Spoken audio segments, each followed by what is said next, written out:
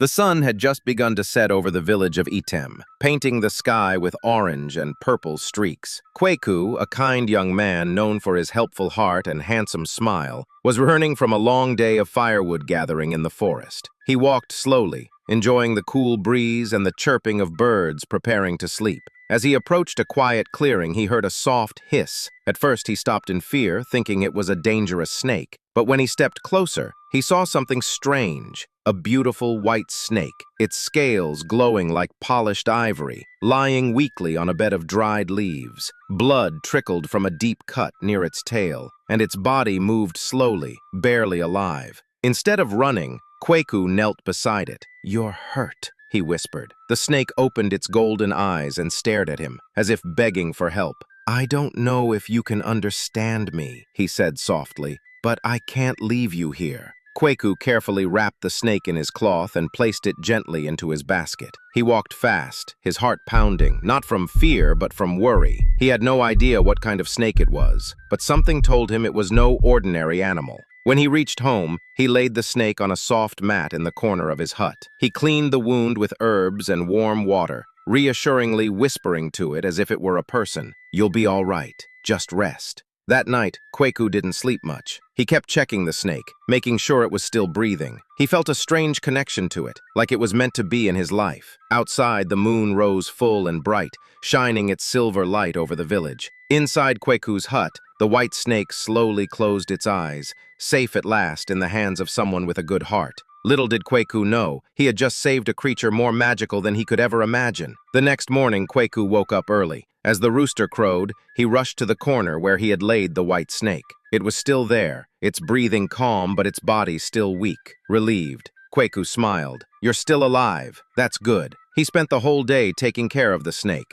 He went into the forest to find special leaves that his grandmother once told him could help with healing. He crushed them into a paste and gently rubbed it on the snake's wound. The snake didn't hiss or struggle. It lay still, as if it trusted him. Days passed. Every morning, Kweku would clean the wound and talk to the snake. Encouraging, "You're strong," he would say. "I believe you'll make it," singing softly. Sometimes he sings softly as he works. The snake listened quietly, its eyes following his every move. One evening, as he returned from fetching water, he thought he heard a faint whisper in his hut. "Thank you." Surprised, he stopped. "Who's there?" he asked, stepping in. He looked at the snake. It hadn't moved. Its eyes were closed, and it seemed to be sleeping. Muttering to himself, Kweku shook his head. "Maybe I'm just tired," he said, placing the water pot down. But deep inside, he knew something strange was happening. That night, he dreamed of a woman with long white hair and glowing golden eyes. She stood by the river wearing a flowing white dress. She looked at him and smiled.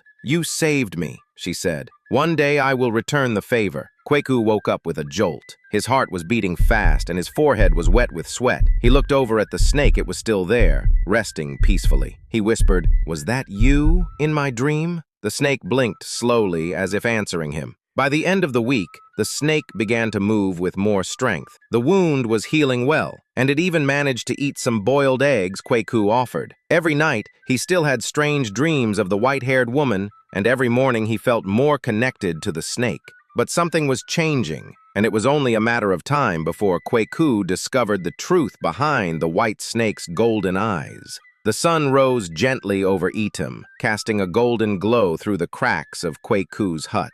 He stretched and yawned, reaching for his calabash of water. As he looked toward the corner of the room, he froze. The snake was gone. Kweku jumped to his feet and searched the hut. He looked under the mat, behind the water pot, even in his basket. Nothing. The white snake had vanished. His heart began to race. "No, you couldn't have gone far," he murmured. He rushed outside, scanning the ground for signs of slithering, but the dirt was undisturbed. No trails, no scales, nothing. He called out, feeling a little silly, "Snake, are you there?" Of course, there was no reply. His neighbors saw him pacing and muttering. "Kweku, are you all right?" asked an old woman passing by. "I'm fine," he replied quickly. He didn't want them to know he had been keeping a snake in his house. They would think he had lost his mind, or worse, accuse him of witchcraft. That night, Kweku sat quietly in his hut, staring at the empty corner. He felt an unexpected emptiness, like he had lost a friend. "Maybe you were just a snake after all," he whispered, even though he didn't believe it. Suddenly, a knock came at his door. He wasn't expecting anyone. Slowly, he stood up and opened the wooden door. Standing before him was a young woman, tall, elegant,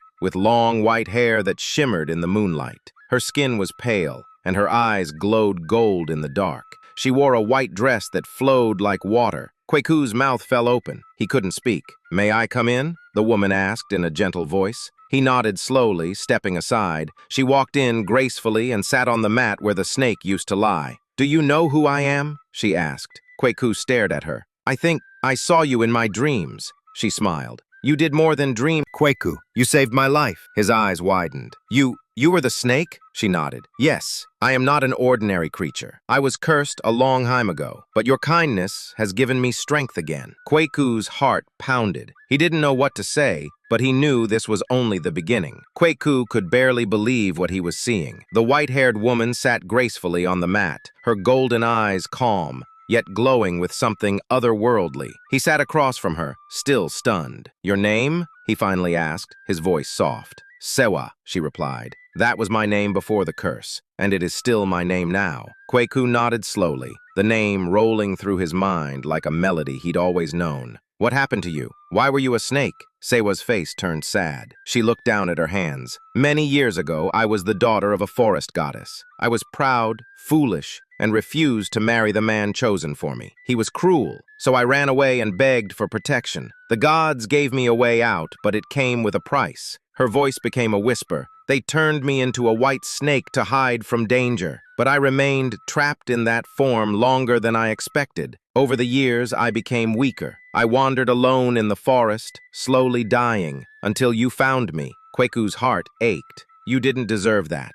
Siwa smiled gently. "You didn't have to save me, yet you did. Most would have left me to die, but you showed kindness without asking for anything in return." "I couldn't just walk away," Kweku said. "You were hurt. I did what anyone should do, but not everyone would," she replied. "And now I must return the favor. I am here to repay your kindness." Kweku raised his eyebrows. "You don't have to repay me." "I do," Siwa said firmly. "It is the law of the forest spirits. A life saved must give back what was given." Kweku shook his head. "But what can you give me that I don't already have?" She tilted her head and smiled, a mysterious twinkle in her eyes. "You'd be surprised, Kweku." That night, Siwa stayed in his hut. She didn't sleep, but watched over him, her presence both peaceful and powerful. Kweku felt strangely safe, like nothing in the world could harm him anymore. But outside, deep in the forest, something else had sensed Siwa's return, and not all spirits were happy about it. The next morning, the village was quiet as usual, but Kweku felt different. Something inside him had changed. Knowing Siwa was real, not just a dream, filled him with both awe and worry. How could he keep such a secret?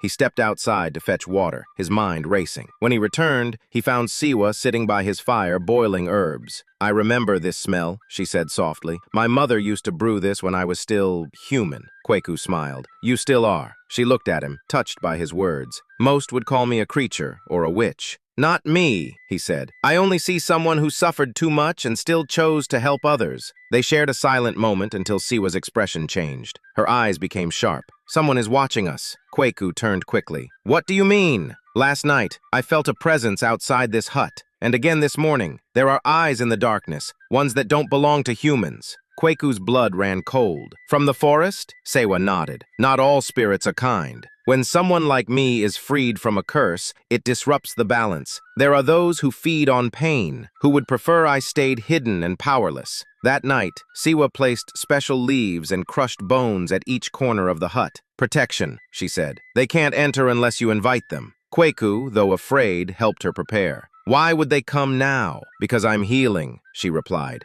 "And because I'm no longer just a snake. My return threatens them." As darkness fell, the air outside thickened. The crickets stopped chirping. Even the wind became silent. Kweku peeked through the cracks of his hut and froze. Red eyes blinked in the trees. Shadowy forms moved between branches. Too tall for men, too quiet for animals. He backed away. "They're real." Siwa stood calmly. "They are always real, but they don't scare me." She placed a hand on Kweku's shoulder. "You must be brave now. What you began by saving me is no longer just your kindness. It is a path that connects us, and we are not alone on it." Kwaku didn't sleep that night. He sat beside Siwa, holding a wooden club in one hand and a prayer in his heart, because something was coming, and it had already found them. By morning, the strange red eyes had disappeared, and the forest looked normal again. Birds chirped in the distance. Siwa sat by the fire, her eyes closed. "They're not gone," she said quietly. "Only waiting." Kwaku paced. "Why don't we go to the chief, or tell the elders?" Siwa shook her head. "This is beyond what they can handle. These are ancient beings, spirits older than your village. They do not care for human law. They only answer to power." "Then what do we do?" he asked. Siwa stood. "We go to the forest. There's someone who can help, a guardian spirit. He was once my father's friend, a protector of balance. If he still remembers me, he may stand with us." Though nervous, Kwaku agreed. "When?" "Tonight. That's when the path opens." As the sun dipped low, Kwaku followed Siwa deep into the forest. They walked through twisting paths, over fallen trees, and across narrow streams. The farther they went, the quieter it became. Finally, they reached an ancient tree, taller and older than anything Kwaku had ever seen. Its bark was silver gray, and roots spread across the ground like giant snakes. "This is it," Siwa whispered. "The tree of voices." She knelt and touched the base of the tree. "Spirit of the woods, I am Siwa, daughter of Nalia, once cursed, now reborn. Hear me." The tree groaned. A soft wind blew, though the forest was still. Then, from the shadows, a figure emerged. He looked half man, half tree. His skin was rough like bark, and leaves grew from his shoulders. His eyes glowed a soft green. "Siwa," he said in a voice that rumbled like thunder. "You have returned." She bowed. "Yes, I seek your help. The Watchers have awakened. They come for me, and the one who saved me." The forest spirit looked at Kwaku, a human with a pure heart. Rare. Kwaku swallowed hard. "Will you help us?" The spirit raised his arm, and the tree behind him shimmered. "I will give you what you need, but beware. Saving a cursed soul comes with a cost, and the darkness does not forget." Kwaku glanced at Siwa. He didn't regret saving her, not even for a second. But he was beginning to realize that love and danger often walk the same path. The forest spirit stood tall before Kwaku and Siwa. Though his body looked ancient and rough, there was wisdom in his eyes that seemed older than time itself. "You asked for help," he said, "and help you shall receive, but only if your heart is steady, Kwaku. This journey may break even the strongest spirit." Kwaku stepped forward, his voice steady.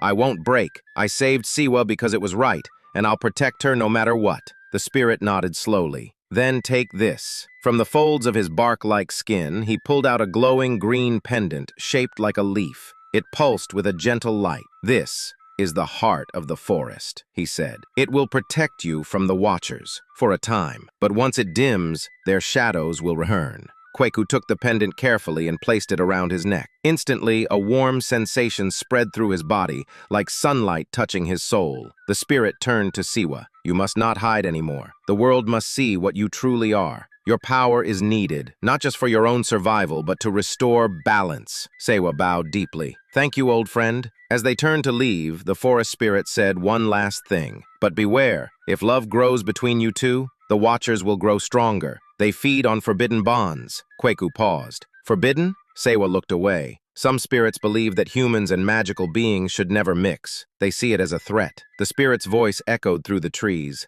"Be careful where your heart leads you. Not all who love survive it." As they walked back, the forest seemed different. The trees whispered softly, and the ground shimmered faintly with light. The pendant protected them from the Watchers, who hissed and groaned deep in the shadows but could not come near. That night, Kwaku sat outside his hut with Siwa. The stars were bright and the moon full. "Do you regret saving me?" she asked gently. He shook his head. "Never. Even if danger follows, I'd do it again." Siwa smiled, but a tear rolled down her cheek. "Then I'll protect you too, with everything I have." But in the shadows of the nearby trees, red eyes blinked again, watching and waiting. That night, sleep came slowly to Kwaku. The forest spirit's words echoed in his mind. "If love grows between you two, the Watchers will grow stronger." He lay on his mat, the glowing pendant resting on his chest, and Siwa sat quietly near the doorway. She didn't sleep much. Spirits like her had different needs, but she watched him closely, as if guarding him from the night itself. Eventually, Kwaku drifted off. But instead of peaceful sleep, he found himself standing in a strange place, misty, cold, and endless. He looked around and saw nothing but white fog. Then a voice whispered his name. Kweku. He turned. A figure was approaching. It wasn't Siwa. This one was cloaked in black, its face hidden by a hood. It moved slowly, as if floating. "Who are you?" Kweku asked, backing away. "You walk the path of the cursed," the voice said, "and you have touched what should have remained hidden." "I help someone in need," Kweku replied bravely. "And now the forest will bleed," the voice hissed. "If you love her, you destroy the balance." Kweku clenched his fists. "Then I'll rebuild it." The cloaked figure raised a hand. From the fog, snakes slithered and trees bent unnaturally. "You were warned." Suddenly, a bolt of fire struck the ground and the dream shattered. Kweku woke up gasping, sweat running down his face. Siwa rushed to him. "What happened?" "I saw something dark. It spoke to me in a dream.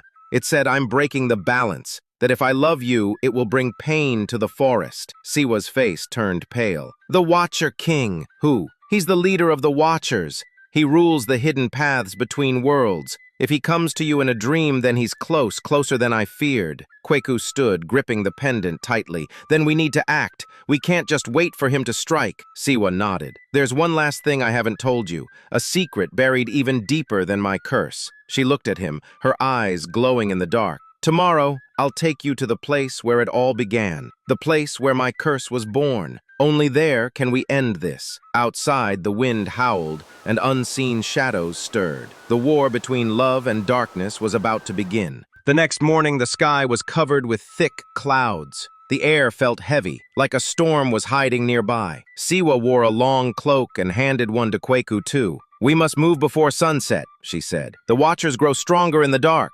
Kweku followed her without question. They took a different path this time, deeper into the forest than ever before. The trees here were ancient, their trunks wide and twisted, as though they held secrets too old for words. After a long silence, Kweku finally asked, "Where are we going, Siwa?" She looked ahead. "To the Forbidden Spring. It's where my mother once lived. It's where I disobeyed the spirits and sealed my own fate." Hours passed, but Kweku never complained. He trusted her completely. At last, they reached a wide clearing. In the center was a pool of water, still and glowing faintly blue. Strange vines curled around the edges, and carved stones with ancient symbols circled the spring like silent watchers. "This is it," Siwa said. "Here is where I made the wish that changed everything." Kweku listened as she knelt by the water. "I stood here years ago," she began, "and cried out for freedom. I didn't want to marry the cruel man the spirits had chosen. I wanted to be free, but the spirits are proud. They don't give gifts without taking something back. They turned you into a snake," Kweku whispered. "Yes, to hide me and to punish me." She looked up at him. "But now that I've been saved, they believe the balance has been broken.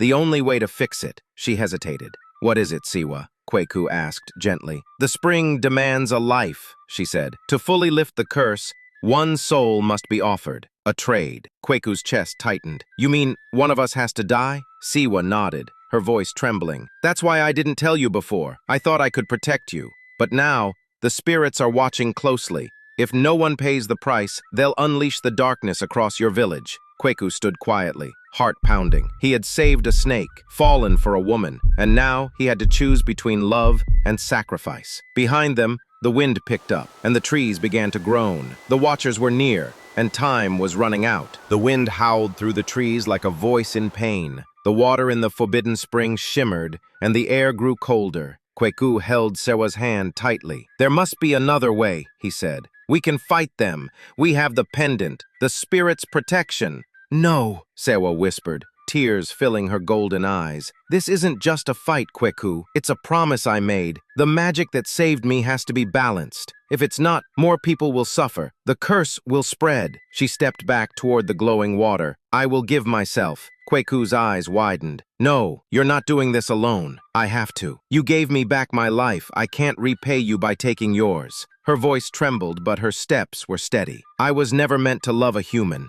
I only wanted to thank you, but now I feel something more. I didn't expect that." Kweku stepped forward, stopping her. "Then let me decide too. If we're in this together, then we choose. Together." The air grew darker. From the edge of the forest, the Watcher King appeared, stepped cloaked in black mist. His eyes burned red like coals. His voice echoed like thunder. "Choose, humans. One soul for peace, or all souls for destruction." Kweku stood tall, Take me then. I saved her, and I'll save her again. Siwa cried out, grabbing his arm. No! This was never meant to be your burden. Kweku looked into her glowing eyes. But I love you, Siwa.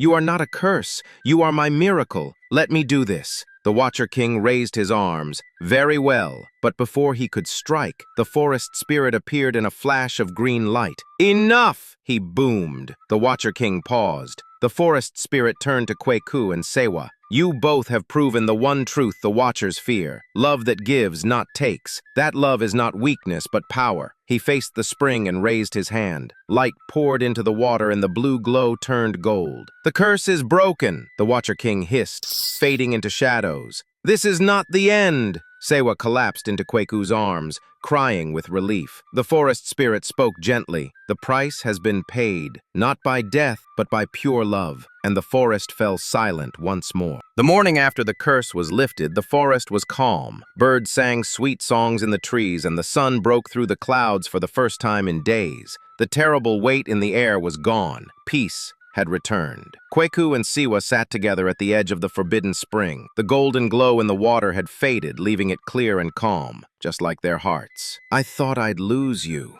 Kweku whispered, still holding her hand tightly. You didn't, Siwa smiled, leaning her head on his shoulder. You saved me again, but this time with your heart. He looked at her gently. So what happens now? Siwa sighed. Now that the curse is truly broken, I can stay in this form. No more a snake, no more running. I'm free. And us? He asked. What do we do with this love? She looked up at him. If you want me, I'm yours. Kweku chuckled. I wanted you the moment you blinked at me with those golden snake eyes. They both laughed, finally able to enjoy the joy they had earned. When they returned to the village, people were shocked. They stared at Siwa's beauty and strange white hair, whispering behind her back. But when Kweku told them the full story, how he saved her, how she was cursed, and how they lifted it together, the villagers were moved. That evening, the village held a celebration. Fires lit up the night, drums beat joyfully, and people danced under the stars. Kweku and Siwa danced too, laughing, spinning, free.